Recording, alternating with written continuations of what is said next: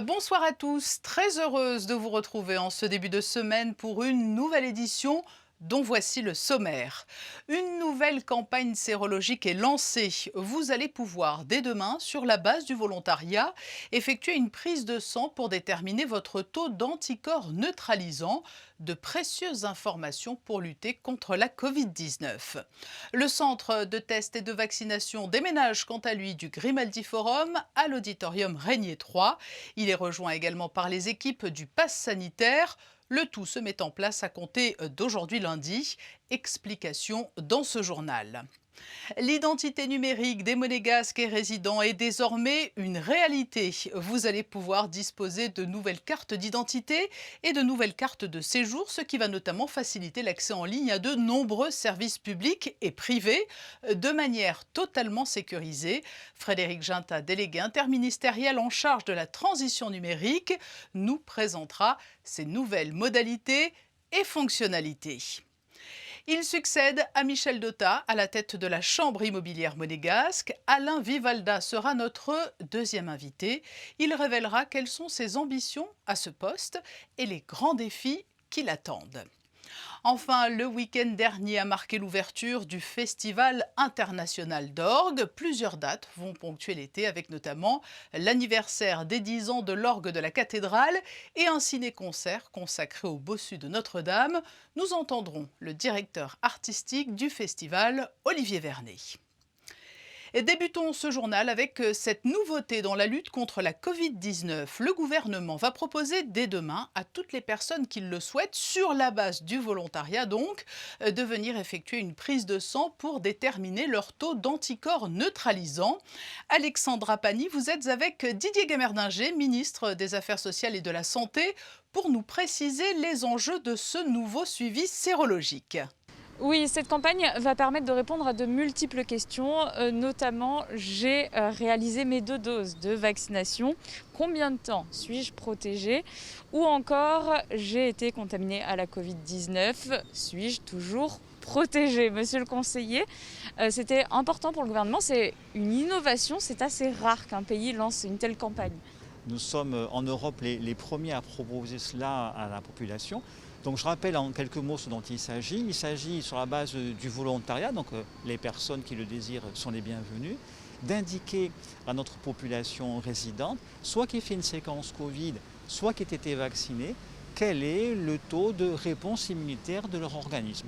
Et donc nous allons les accompagner dans cette démarche. Le moment venu, faire une vaccination si elles ont fait une séquence Covid, parce qu'elles ne sont plus protégées, et puis beaucoup plus tard faire un rappel si c'est nécessaire à la suite d'une vaccination. On connaît déjà les prises de sang qui recherchent les anticorps, mais là vous êtes beaucoup plus précis. Exactement, l'anticorps neutralisant est celui qui cible spécifiquement la réponse de votre organisme à une attaque éventuelle de la Covid. Alors c'est une technique qui a été développée aux États-Unis, dont nous nous sommes inspirés, qui est aujourd'hui reconnue en Europe, mais qui n'est pour l'instant pas encore développée. Alors pourquoi pas développée? Parce que c'est une manipulation humaine, c'est-à-dire qu'il y a un travail à faire avec des appareils spécifiques, et donc ça signifie qu'il faut une attention particulière de la part du centre qui nous accompagne, c'est le centre scientifique de Monaco, et nous sommes donc les premiers à proposer ce type de réponse. Merci beaucoup monsieur le conseiller. On vous rappelle donc, c'est toujours le même numéro pour prendre rendez-vous, un rendez-vous disponible à partir de ce mardi, n'hésitez pas. C'est noté, merci pour ces précisions Alexandra. Nous restons dans le domaine de la lutte contre la Covid-19 avec cette nouveauté. Vaccination et dépistage se concentreront désormais à l'auditorium Régnier 3. Bonsoir Vanessa Dessy. Bonsoir Patricia, bonsoir à tous. Le gouvernement princier a pris cette décision à l'approche de la haute saison et en vue du programme culturel proposé tant au Grimaldi Forum qu'à l'espace Léo Ferré. Depuis ce vendredi pour la vaccination et à partir du jeudi 1er juillet pour les dépistages. Tout se déroulera à l'auditorium Régnier 3.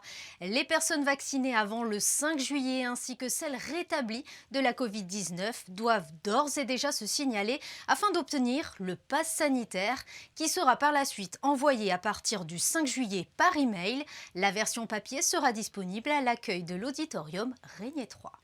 Une réunion de présentation du nouveau complexe balnéaire du Larvoto était organisée aujourd'hui. À quelques jours de l'inauguration officielle qui aura lieu ce samedi, une réunion entre gouvernement et commerçants du Larvoto s'est déroulée ce lundi matin afin de faire un dernier point et de répondre aux différentes interrogations des commerçants. Rappelons que l'objectif du gouvernement princier est d'offrir des surfaces commerciales plus qualitatives et plus attractives avec une grande diversité.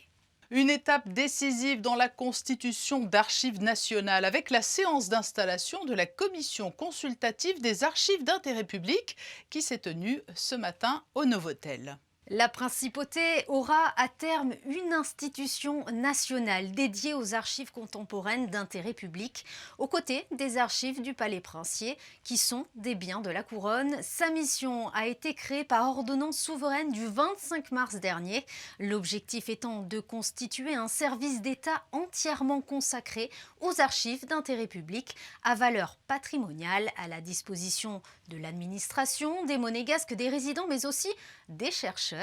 Pour la première fois, les principaux acteurs se sont réunis à l'occasion de la séance d'installation de la commission consultative des archives d'intérêt public de Monaco, en présence de son président Jean-Charles Curault, du ministre d'État et de plusieurs personnalités de la principauté.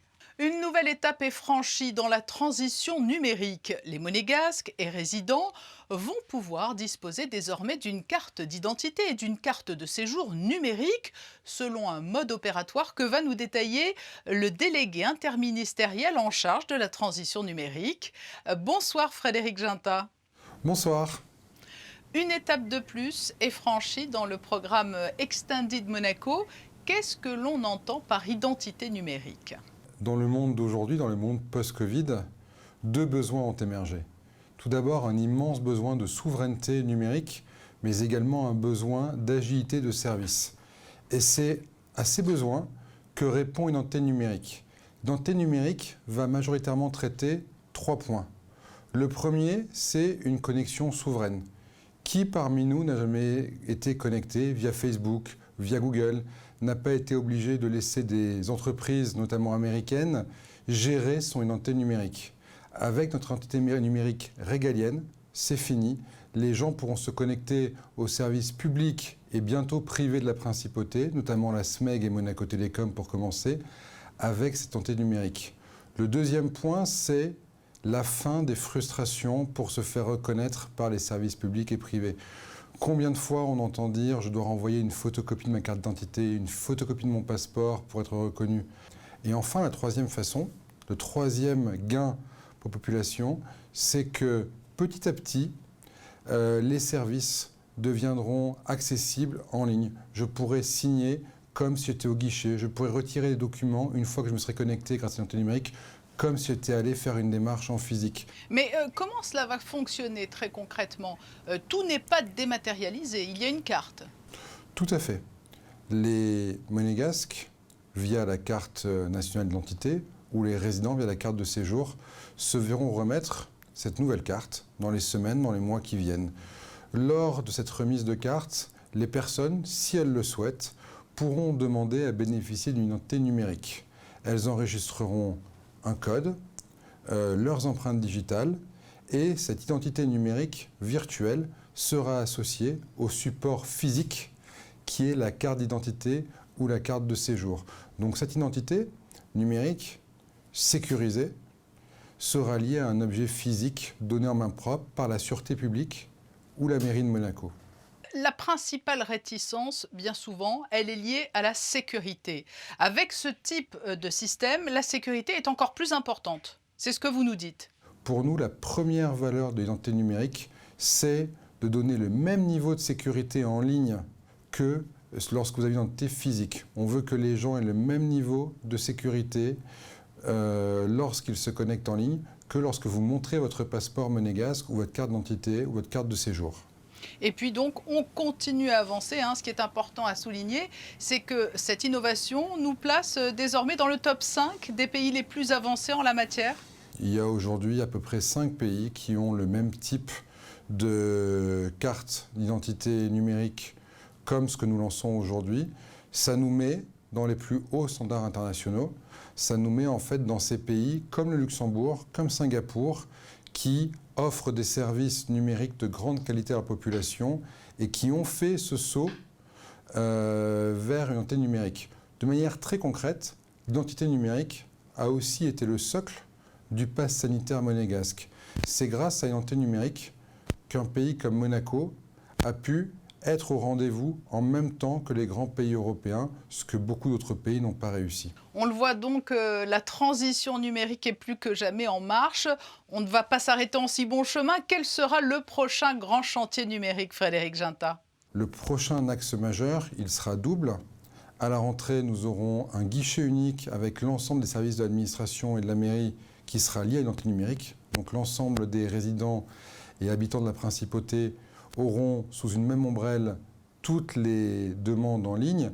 Et surtout, en octobre, nous lancerons le cloud souverain monégasque qui permettra d'avoir nos données à Monaco, sous loi monégasque, et la puissance de calcul, de stockage des leaders mondiaux du cloud. Voilà donc pour la prochaine grande étape. Merci Frédéric Ginta pour ces explications autour de la mise en œuvre de l'identité numérique. Merci beaucoup et bonne soirée. Vanessa Dessy nous rejoint pour un point sur l'actualité sportive et le Grand Prix de Styrie ce dimanche avec la démonstration de Charles Leclerc.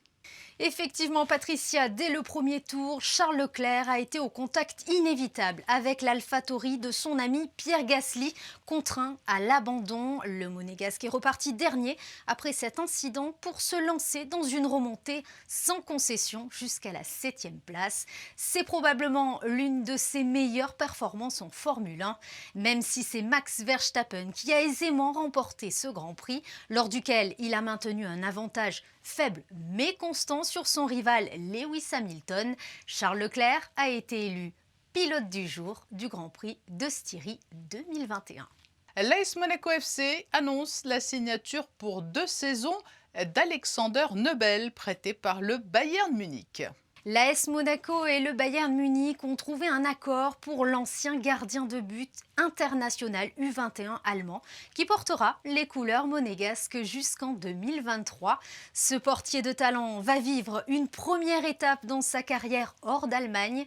En 2019, il était notamment élu meilleur gardien de l'Euro Espoir après avoir grandement contribué au parcours des siens jusqu'en finale. À l'été 2020, libre de tout contrat, il signe pour 5 ans au Bayern Munich et devient champion d'Allemagne avec le club bavarois. En parallèle de sa carrière en club, le gardien défend à 17 reprises les couleurs des espoirs allemands. Transmission de témoins à la tête de la chambre immobilière monégasque. Michel Dotta laisse la place à Alain Vivalda, ce gestionnaire de biens, mais également à la tête d'un cabinet de syndic de copropriété, siégé depuis de nombreuses années au sein de la chambre immobilière qu'il connaît donc bien. Et il est avec nous ce soir pour évoquer ses projets à la tête de cette entité. Bonsoir Alain Vivalda. Bonsoir Madame Navarro. Qu'est-ce qui vous a poussé à vous présenter pour prendre la relève de M. Dotta et présider la Chambre immobilière monégasque? Cette année, 4 de nos membres, dont le président M. Dotta, n'ont pas souhaité voir renouveler leur mandat. Et donc avec les 3 autres confrères restants au sein de ce conseil, nous avons fait rentrer et sont rentrés 4 nouveaux jeunes. Donc l'idée, c'est d'avoir les 4 anciens pour apporter notre expérience. Ça fait 25 ans que je suis au conseil d'administration de la Chambre immobilière. À un moment donné, il va bien falloir transmettre et donc il faut apporter une certaine expérience et puis une modernité et les former à ce que la Chambre immobilière puisse continuer à œuvrer dans l'intérêt de la défense de la profession. Et au-delà de cela, aujourd'hui, quelles sont vos ambitions à ce poste? On doit continuer à travailler avec les autorités monégasques. Il faut aussi de la modernité et ces jeunes vont apporter, j'espère, quelque chose de plus, notamment sur l'ère numérique, parce que je pense, et en tout cas je le souhaite vraiment, que nous passions à une nouvelle ère. Il faut qu'on puisse peut-être modifier certains textes réglementaires ou des lois pour peut-être moderniser numériquement, avoir la signature des baux, pouvoir enregistrer numériquement, récupérer quelques documents par le numérique. Et les jeunes, à mon avis, sont plus capables que nous et vont apporter leur pierre à l'édifice. Alain Vivalda, vous appartenez au secteur de la gestion de biens immobiliers avec Pacific Agency, mais aussi celui des syndics. Ce spectre large est un atout supplémentaire pour vous? Alors, oui, peut-être, certainement. En tout cas, il l'a été dans le passé. Je pense que ça va continuer. Il est vrai que je suis agent immobilier comme tous les confrères, hein. J'ai simplement développé un secteur différent pour moi, qui était le syndic et la gestion immobilière, le syndic de copropriété. Et la transaction, elle existe, mais elle est moins importante. Mais c'est juste un choix d'entreprise. C'est important la vie d'une copropriété pour l'attractivité de Monaco. Et donc, oui, un spectre élargi, une vision sur la transaction, une vision sur la location, mais aussi une vision sur la gestion locative et de syndic de copropriété. Comment se portent aujourd'hui les professionnels de l'immobilier à Monaco sur fond de crise qui perdure? On a subi la crise comme tout le monde, mais peut-être moins fortement que les autres. En tout cas, on a su tirer parti. Aujourd'hui, on ne va pas se plaindre. L'immobilier a résisté. Le nombre de transactions, il est vrai, a diminué. En 2020, on a travaillé entre 8 et 10 mois, compte tenu de la pandémie. On a effectivement moins de nombre de transactions, mais le chiffre d'affaires et les prix sont restés stables. Et ramenés à un pourcentage sur 12 mois, on peut dire que nous sommes à l'identique de 2019.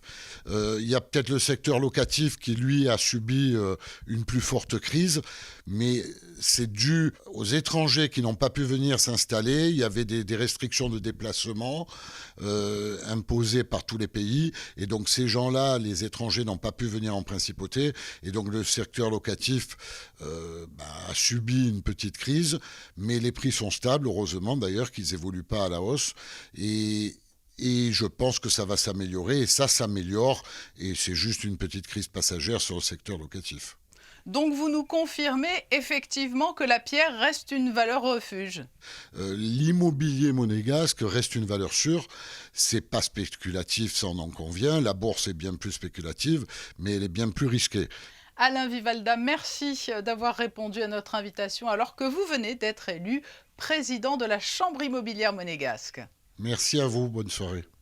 Au chapitre culturel, le Festival international d'orgue a débuté dimanche. C'est un habitué des lieux qui est venu se produire, Gunnar Idenstam, mais au total, ce sont pas moins de 6 autres dates avec un programme très varié qui vont être proposées jusqu'au 15 août.